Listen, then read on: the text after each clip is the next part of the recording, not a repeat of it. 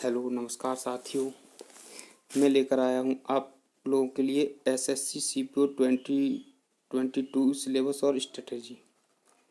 तो दोस्तों आज हम एसएससी सीपीओ 2022 के बारे का सिलेबस और स्ट्रेटजी के बारे में बात करेंगे। तो दोस्तों जो सीपीओ हमारा 2021 का है उसका नोटिफिकेशन नहीं आया। जो अभी फ़िलहाल एसएससी ने अपना जो शेड्यूल डाला है उसमें एसएससी सीपीओ 2022 की डेट मेंशन की हुई है। जो हमारा 2021 में जो एग्ज़ाम कैलेंडर आया था उसमें एसएससी ने जो 21 का कैलेंडर आया था उसमें 21 के बारे में बताया था। तो उसकी डेट थी अगस्त से सितंबर। उसके नोटिफिकेशन रिलीज डेट थी 13 अगस्त थी उसमें, लेकिन इसमें कुछ वो जल्दी कर दिया है। और एग्ज़ाम था उसमें दिसंबर मंथ में और इसमें अब नवंबर मंथ में आपका 2022 का जो नोटिफिकेशन हो उसे नवंबर मंथ में। तो आज से अगर बात की जाए तो आपके पास अभी चल रहा है हमारा जुलाई निकल गया, 15 जुलाई हो गया। तो अभी हम बात करें तो हमारे पास अभी अगस्त, सितंबर, अक्टूबर 3 महीने तो ये हो गए हमारे पास, यानी 90 डेज। और 15 डेज इस जुलाई में है। तो 90 और 15 105, क्योंकि नवंबर में आपका एग्ज़ाम है।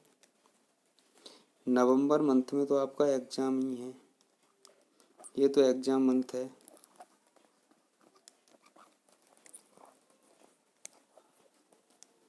इसमें तो एग्ज़ाम होगा आपका। अगर आपका नवंबर में एग्ज़ाम होता है तो वो नवंबर में किस डेट को होगा, किस डेट से स्टार्ट होंगे एग्ज़ाम, हम बताते हैं आपको। अगर एसएससी अपना एग्ज़ाम स्टार्ट कराएगी तो नवंबर फर्स्ट ऑफ वीक या अपने सेकंड वीक से स्टार्ट कराएगी। जहाँ तक है वो आपका 10 नवंबर के बाद कभी भी एग्ज़ाम की डेटें आ जाएंगी, यानी आपका 10 नवंबर से स्टार्ट हो जाएगा।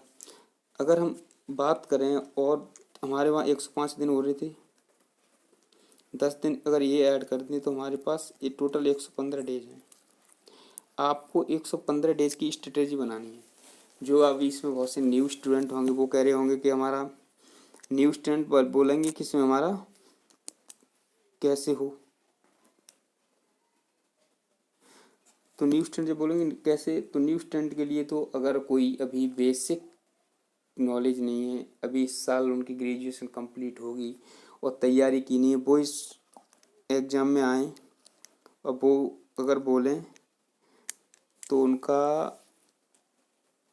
उनके लिए टफ होगा। ये 105 दिन का टारगेट टफ होगा उनके लिए। ये टफेस्ट टारगेट होगा क्योंकि 105 दिन में सिलेबस भी कंप्लीट नहीं हो पाता।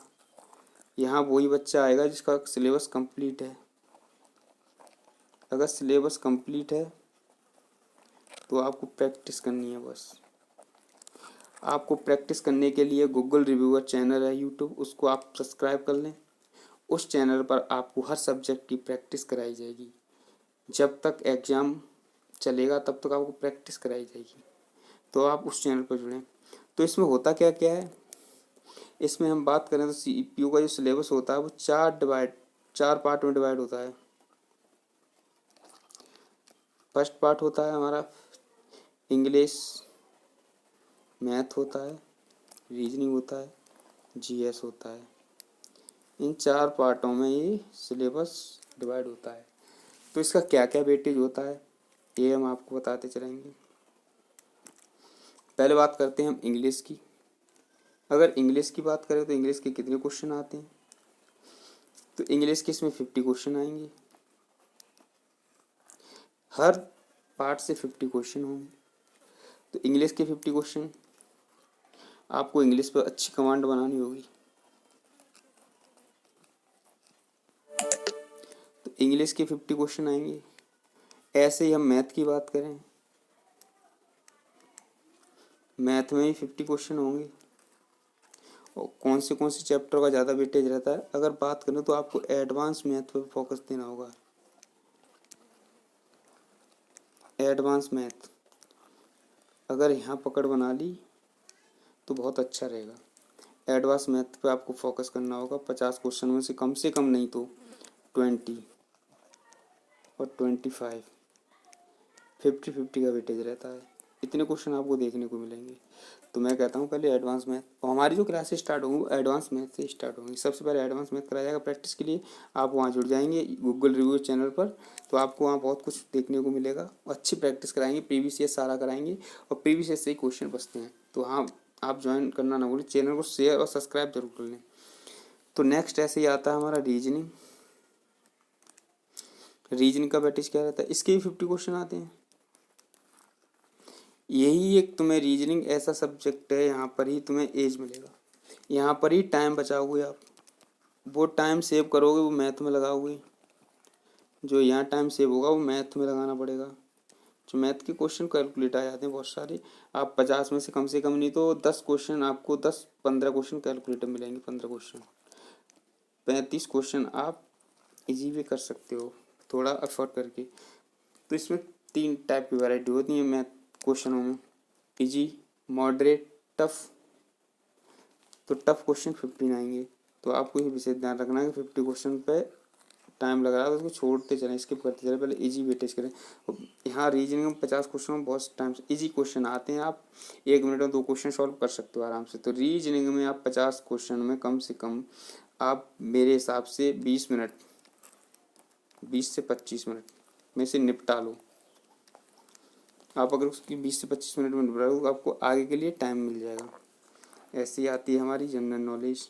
जनरल नॉलेज से भी 50 क्वेश्चन आते हैं, लेकिन इसमें क्वेश्चन स्टूडेंट बहुत से 10-15 क्वेश्चन कर पाते हैं। अगर कोई रियल क्वेश्चन अच्छा ही स्टूडेंट है वो 25 प्लस कर लेता है। जो 25 प्लस यहाँ करता है वो फाइनल कट ऑफ तक जाता है। तो मेरे आइडिया से आप यहाँ 25 प्लस का टारगेट करें। अगर देखा जाए मोटा मोटी तो आपको यहाँ 4 सेक्शन तो है ही। आप 4 सेक्शन में आप देखते हैं, अगर मैं करूँ मैथ की बात, मैथ और इंग्लिश, ठीक है, इधर ले लेते हैं रीजनिंग, और इधर रीजनिंग और जीएस ले लेते हैं। रीजनिंग और जीएस, तो यहाँ बात की जाए रीजनिंग, यहाँ टाइम की बात कर रहा हूँ मैं, क्वेश्चनों की बात नहीं करूँगा, ठीक है। कितना कितना टाइम, अगर आप चाहो तो इंग्लिश में कितना टाइम, 50 क्वेश्चन होते हैं। 50 क्वेश्चन में से 40 क्वेश्चन आते हैं, तुम्हारे माइंड क्विक करेगा, एरर आएंगे 5 तुम्हारे error, 5 antonym, synonyms, 1 word, idiom phrase, filler ऐसे आएंगे। तो 10 क्वेश्चन पैराग्राफ और क्लोज टेक्स्ट होता है, वहाँ टाइम लग सकता है, लेकिन कही जाए 50 क्वेश्चनों में आपको मेरे हिसाब से 30 मिनट, आपको 30 मिनट में ये पोर्शन करना होगा। 120 मिनट तो मिलती हैं, और 20 मिनट में ये करना होगा जीएस वाला पोर्शन। तो अब आपके पास बचा कितना टाइम, 30 मिनट तो यहाँ हो गई, 20 मिनट यहाँ हो गई, ये 50 मिनट हो गई टोटल। ये टोटल 50 मिनट हो गई। अब बचा कितना, 70 मिनट बची हैं आपके पास। अगर 70 मिनट बची तो यहाँ 20 मिनट यहाँ लोगे, sorry 30 minute reasoning, 30 minute reasoning को दोगे, 30-50, 30-30, 60, 70, 80 मिनट हो गई। अब बची कितनी, 80 के बाद जो बची वो 40 मिनट बची। 40 मिनट आप मैथ को दोगे, किसको, मैथ को। ये 40 मिनट आप मैथ को देते हो तो आप, ये आपका टाइम रेशियो होना चाहिए, 40 minute math, 30 minute reasoning, 30 minute English, 20 minute GS.